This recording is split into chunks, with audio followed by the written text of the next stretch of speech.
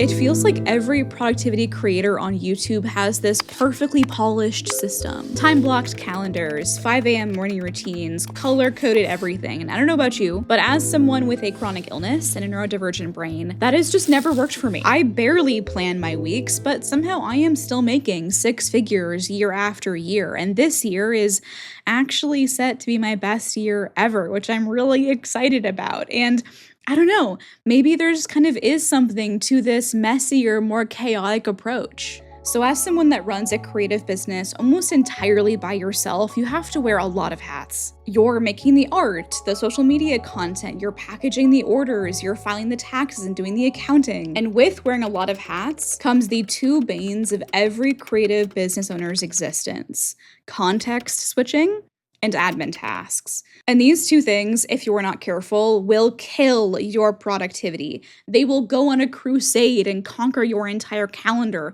leaving you basically no time to spend on the things that actually drive results in your business. The system that I'm about to show you avoids all of that. I call it the Eye of Sauron. If you haven't seen Lord of the Rings, that's totally fine. I promise what I'm about to say will still make sense. Sauron is the big bad of the series, and the Eye of Sauron is like a representation of his attention. And it is a singular, laser-focused kind of intensity. But that said, it is only ever concentrated on one thing, one singular thing. It's kind of like my cat Spooky. Whenever he sees a squirrel in my backyard, it's like that's the only thing that he can see, right? But instead of using that kind of singular attention to destroy Middle Earth or these squirrels in my backyard, we are using it to grow our business. So here's what this looks like in practice. Let's say your main goal for 1 week is to make more money and take yourself closer to achieving your financial goals for the year. If that is the goal,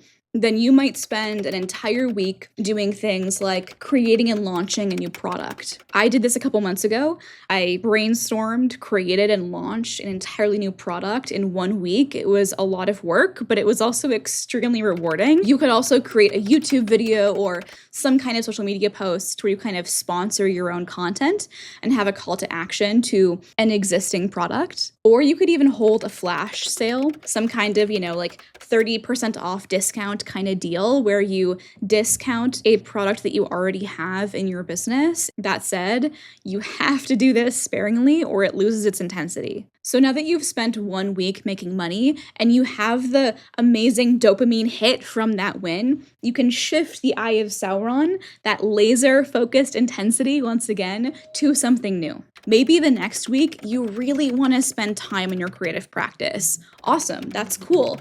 Then you can spend your week on things like filling your creative cup by visiting museums or sketching in cafes and parks and taking your own reference photos. Or you could work on a new piece from start to finish and document that process to use for content later. Or you could even look through the books that you have on your Medium or the other art inspirations that you have, take notes, and even consider doing a master copy. I just make achieving that my number one mission for the week. That's my number one priority.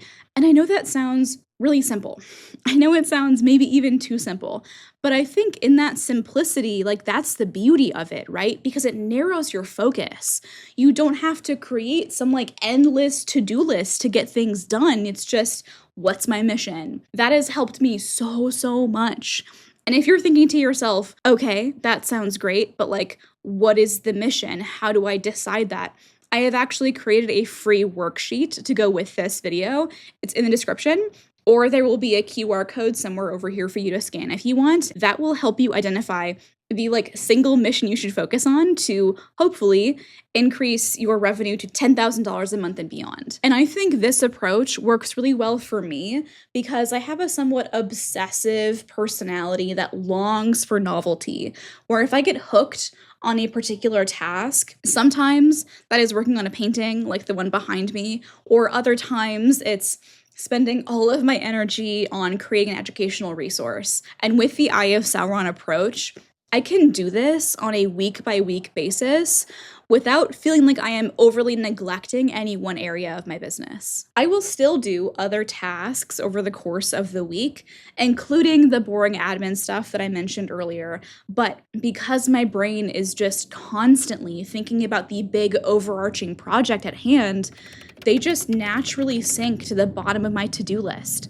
I am always structuring my week around, okay, like what is this big mission? Now, you might be wondering how I actually pick this focus for the week, and there is a method to the madness. This is where the bigger picture comes in. Just like with my weeks, I pick a single overarching focus for the month. So I might have a month where my focus is on growing my audience, right? Growing here on YouTube or my email newsletter.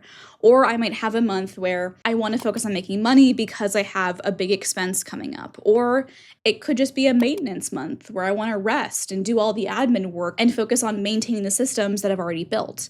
But let's say that it's an audience growth month, just for funsies. Week 1 of this month might be creating a new lead magnet to incentivize folks to join my email newsletter.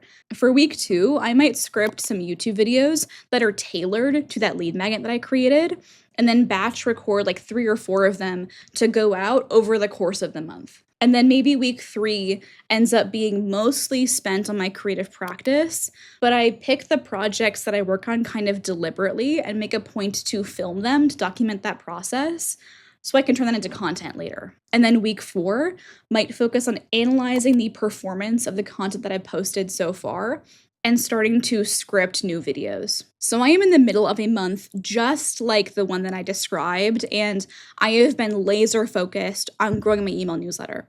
And so far, at the time of recording, I have added over 900 new people to my email newsletter. It is crazy. Like, the Eye of Sauron system really works. I started this year with 3,000 folks on my email newsletter. It was never a priority for me. I made it a priority this year, and I am closing on 7,000 folks on my email newsletter. And the general patterns of the year should have a huge impact on what you choose to focus on for any given month.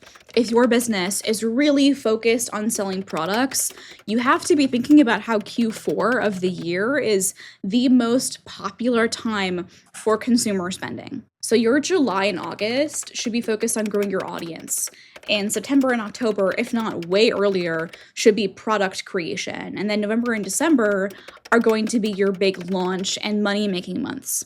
And then January and February can be your rest and recovery times. Really nailing this high-level structure and keeping your eye on the ball can mean that your day-to-day can be super chaotic, like a ton of stuff can be happening, but you will still achieve your goals. Because at the end of the day, you only have to know 2 things. Number 1, what is your big project for the month? What big thing are you working toward? And number 2, what steps are you going to take this week to contribute back to that first goal? Those 2 things. They are so simple. It takes me maybe 15 minutes a week to figure that out.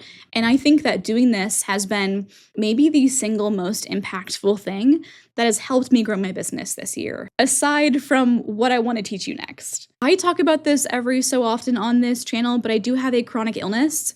It is called Hashimoto's disease. It's very common. Millions of people have it. I'm sure there'll be comments below being like, oh yeah, I have this too. It is like really very common. And it is a degenerative autoimmune condition that affects everything from how cold my hands feel to how much energy I have on any given day.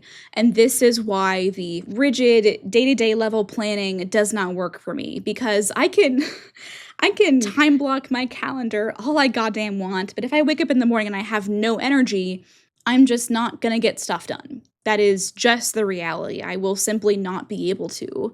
The fatigue will be too much. And that's why I use something called an energy menu for my day-to-day. It works like this. Imagine you walk into a restaurant and the waiter hands you a menu with only 3 things on it. Number 1 is their ultimate experience extreme. It is like an 8-course meal where you get to try everything on the menu. Number 2 is honestly just a normal 3-course meal like you would find at any restaurant. And number 3 is a cheese board with a drink. It's like a very small little meal. An energy menu is just like that, but for your productivity. On days where you feel really good, you'll pick the ultimate experience and you mow through a ton of stuff on your to-do list. But most days, you pick number 2 and you make some solid, sustainable progress. But on the days where you don't feel that great, you pick number 3 and you can spend most of the day resting while still feeling like you have made some progress towards your goals. The exact structure of this menu is going to be wildly different for everyone. What I might consider a number 1 for me could be a number 3 for you. I don't know.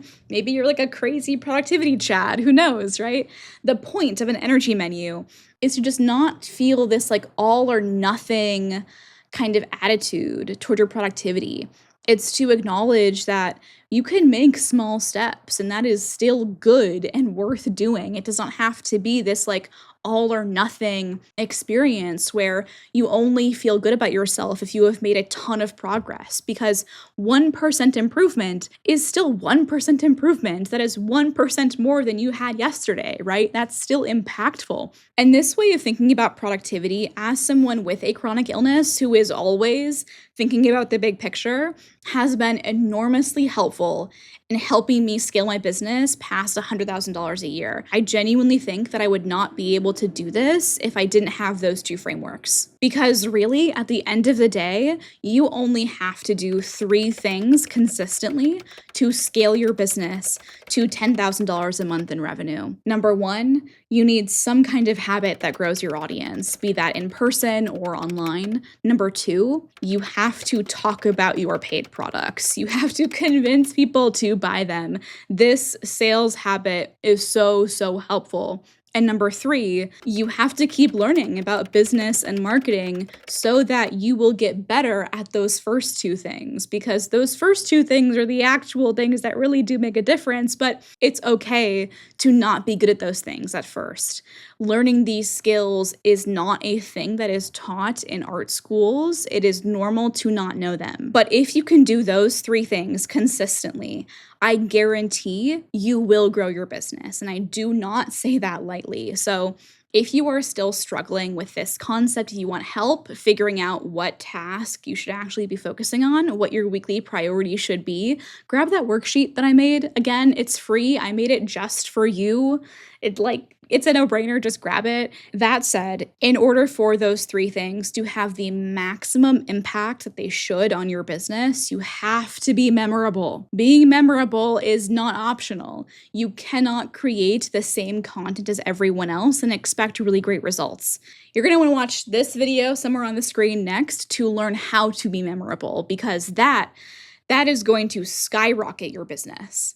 I'll see you there. Bye.